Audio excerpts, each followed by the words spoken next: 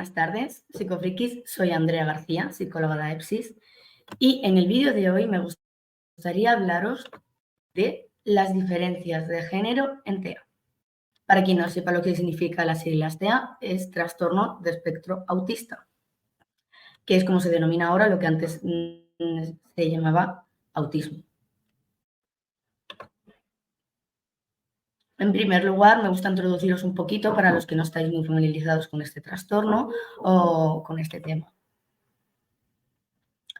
La prevalencia del trastorno de espectro autista, es decir, TEA, en los últimos años se ha visto incrementado y es en parte debido a las mejoras de los métodos de detección y en parte a las modificaciones en la definición que se han ido incorporando a los manuales diagnósticos.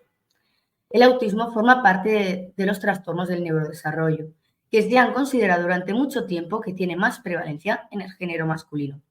Pero es que ahora, más adelante durante este vídeo, vamos a aclarar por qué de esto.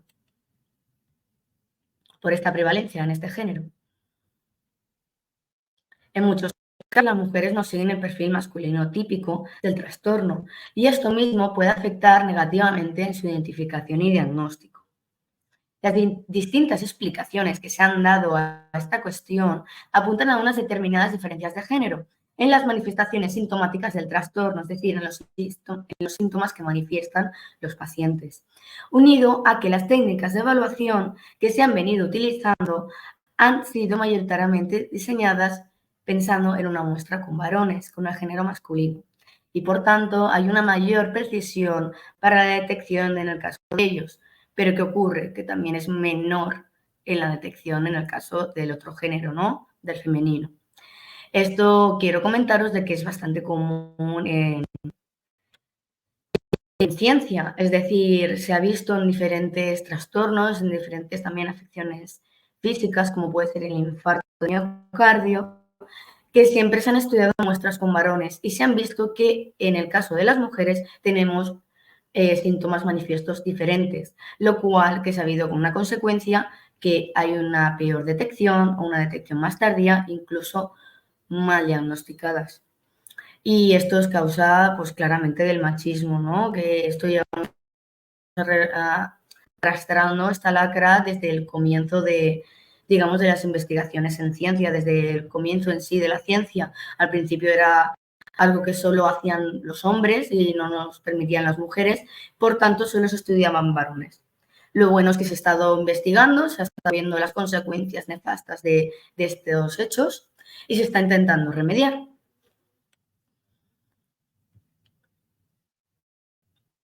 Continuando con el tema de las diferencias de género en TEA, asimismo se ha hablado de un fenómeno de camuflaje entre las mujeres de dicho trastorno, especialmente en los casos de alta capacidad cognitiva. En el TEA es bastante común encontrarse pacientes, en torno a un 40% de casos diagnosticados y registrados que tienen altas capacidades, aunque también se puede ver acompañados de, al contrario, ¿no?, de discapacidades intelectuales o con un CI normal. Pueden haber de diferentes casos. Especialmente en los casos de alta capacidad cognitiva, como os he referido antes, suelen tener mayores habilidades para compensar las dificultades de comunicación e interacción social propias del TEA. Todo esto podría estar llevando a que se estén dando casos de falsos negativos entre las mujeres que podrían tener TEA y que no se diagnostican.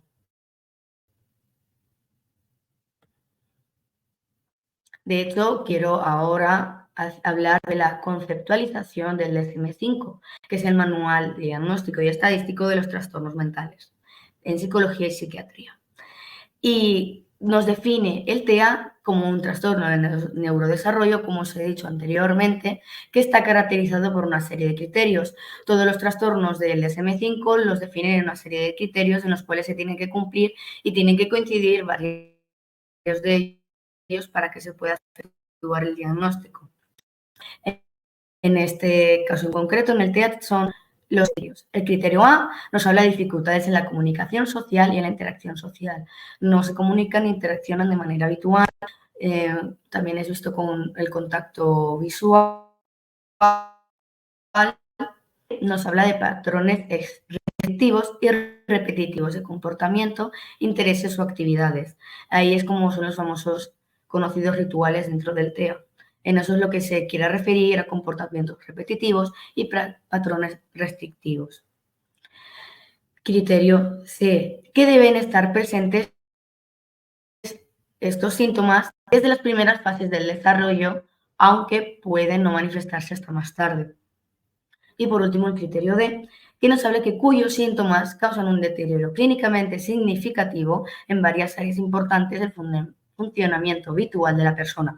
Es decir, debe haber un claro deterioro del bienestar general de esa persona, tanto ámbito como social, personal, laboral, académico, etc. De hecho, el TEA tiene que ser diagnosticado en la primera infancia. Es decir, comúnmente se debe de hacer desde entre los 0 y 6 años, pero como estamos viendo, se puede dar de manera más tardía. Y esto se ve que se da más en mujeres. Os he traído para hablar de las violencias de género en TEA un estudio del cual es más o menos reciente, es de enero-abril de 2018 y concretamente de la Universidad de Valencia, España. El título, como podéis ver, es Influencia del sesgo de género en el diagnóstico de trastorno de espectro autista, una revisión sistemática. Una revisión sistemática son estudios que buscan artículos o trabajos que tienen los mismos objetivos de investigación y o las mismas variables de investigación.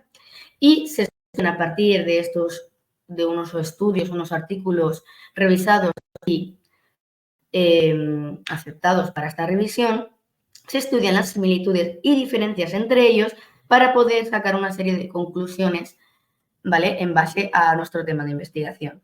El objetivo de esta revisión en concreto, que he escogido para hablaros de ella, es que tienen el siguiente objetivo, que es explorar si existen diferencias entre hombres y mujeres en cuanto a las manifestaciones sintomáticas nucleares, es decir, centrales, del TEA. Y en cuanto a la comorbilidad asociada, para quien no sepa lo que significa comorbilidad, es la presencia de uno o más trastornos.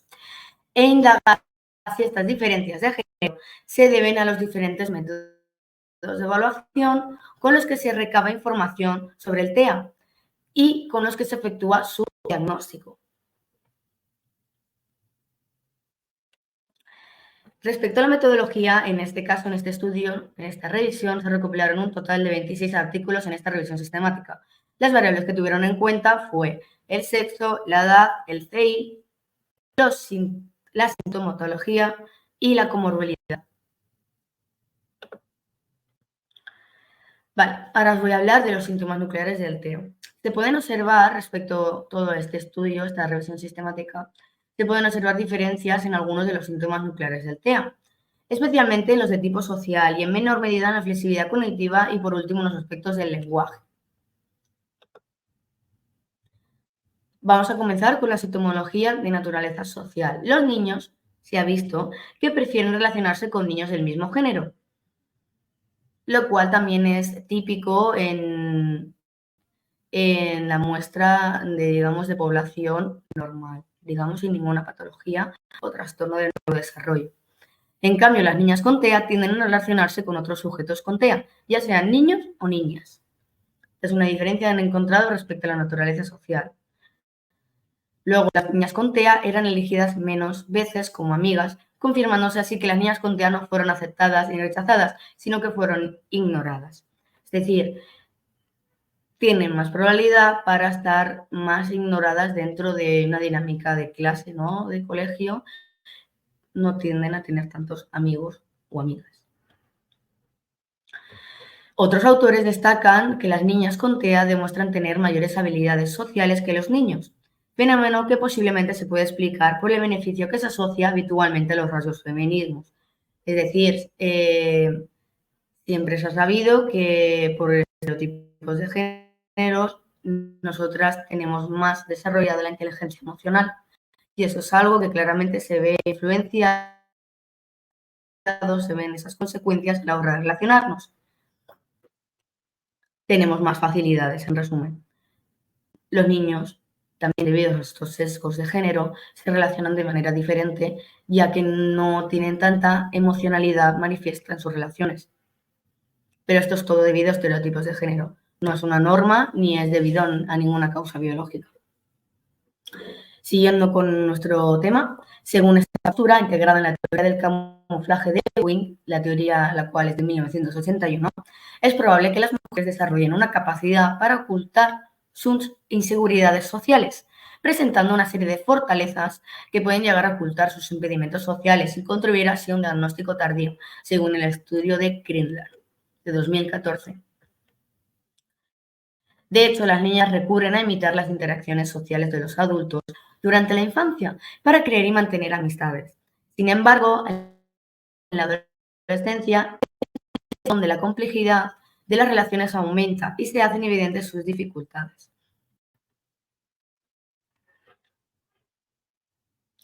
Vale. Luego, respecto a la flexibilidad cognitiva, según Memari y sus colaboradores en su estudio de 2013, mostraron en su estudio que las niñas cometían mayor cantidad de errores de perseverancia, siendo inferior su rendimiento en esta tarea. Perseverancia es decir, persistir en una tarea de ensayo y error. Cuando estamos en tareas de ensayo y error, nuestro cerebro tiende a aprender, ¿no?, de esos errores y a optar por un plan B para poder conseguir ese objetivo o esa meta de dicha tarea.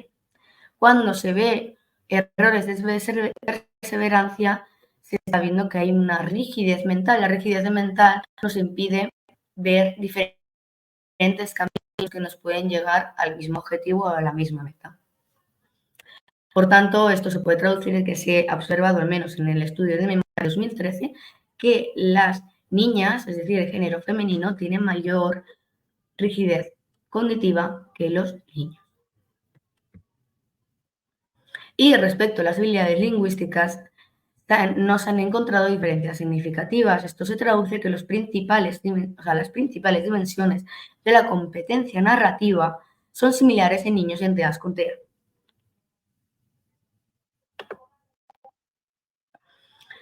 Respecto a los intereses restringidos, es decir, los niños y niñas con TEA suelen tener un tema el cual, digamos que desde fuera se ven obsesionados, pero simplemente es que captan muchísimo su atención y es de muchísimo agrado.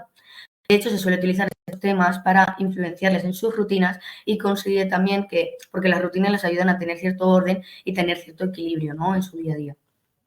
También suelen utilizarlo esto para tener facilidades en su comunicación no verbal, porque hay diferentes grados en TEA y el más grave de ellos, si no me equivoco, es el estadio 4, suelen ser no parlantes, es decir, no hablan ni tienen contacto visual, al menos no normalmente. Vale. Respecto a los intereses restringidos en los niños y niños con TEA, los niños tienen mayor tendencia a mostrar intereses restringidos visuales. Sin embargo, asimismo, parece que las niñas con TEA suelen mostrar intereses más normales, como por ejemplo leer libros, los animales, disculpar por la rata, la moda, celebridades, como dice en el estudio de Diane en 2017. Y eso hace que, conteniendo habilidades de conversación o intereses restringidos, esto resulta más difícil de clasificar como sintomático. Es decir, como tienen temas de intereses restringidos, sean como más normales, digamos, se pueden identificar como una normalidad dentro de las niñas de su edad, también lo manifiestan o lo pueden expresar en este estudio como una dificultad más que puede implicar el diagnóstico.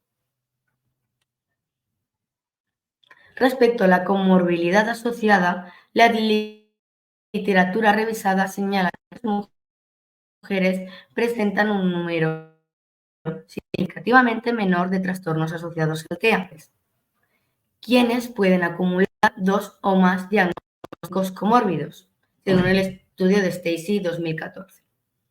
Sin embargo, las niñas con TEA tienden a presentar más dificultades de hiperactividad, falta de atención y problemas de conducta.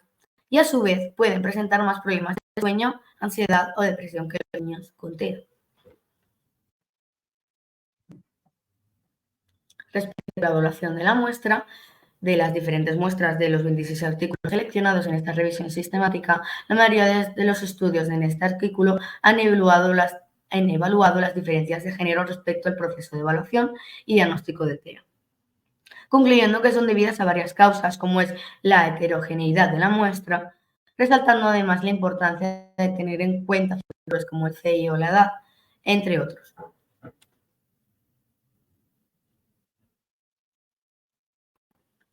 Y las conclusiones que se han podido sacar en este estudio son las siguientes. Y las más importantes son respecto a las diferencias con el género femenino. Diversas conclusiones apuntan a que las niñas siguen siendo diagnosticadas más tarde que los niños, de hecho, en una media de 1,8 años más tarde, casi 2 años más tarde.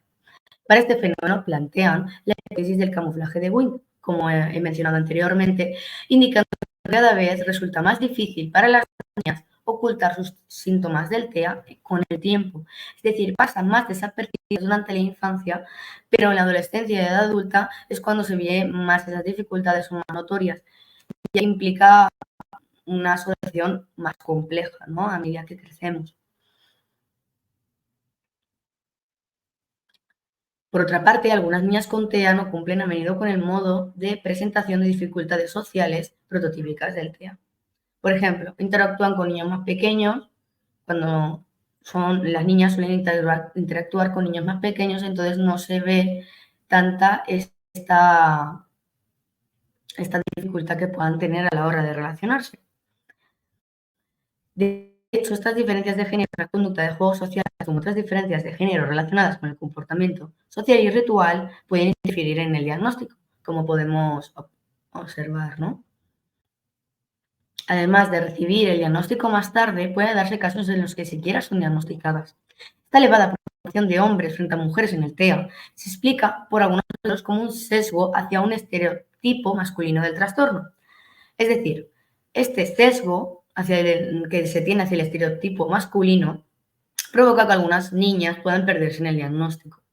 Es posible que las niñas con TEA sin problemas intelectuales que no cumplan los criterios de diagnóstico, porque de alguna manera hace frente mejor al trastorno que los niños. También todo esto sumado a que siempre se ha estudiado estos trastornos en base a una muestra de varones. Por tanto, es normal que la detección sea más tardía o más ineficiente en el género femenino. Y respecto a las limitaciones que se han encontrado en esta revisión sistemática, se han podido extraer las dos más importantes. Una de las principales limitaciones que se han enfrentado es que dicho estudio ha sido la poca cantidad de bibliografía existente al respecto. Hay muy pocos estudios que hayan indagado sobre esto. También resaltan la conveniencia de realizar algún estudio de corte empírico longitudinal con recogida directa de datos en varios momentos mediante metodología observacional. Corte de empírico longitudinal, para los que no lo sepan, significa un estudio a lo largo de mucho tiempo para poder observar los cambios de manifestaciones a lo largo del tiempo, desde la niñez, adolescencia, juventud y edad adulta o edad más madura.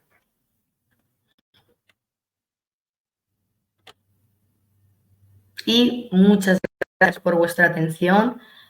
Espero que os haya gustado el artículo que os he traído para hablar de las diferencias de género en el TEA. Y nada, nos vemos en el próximo vídeo. Muchas gracias.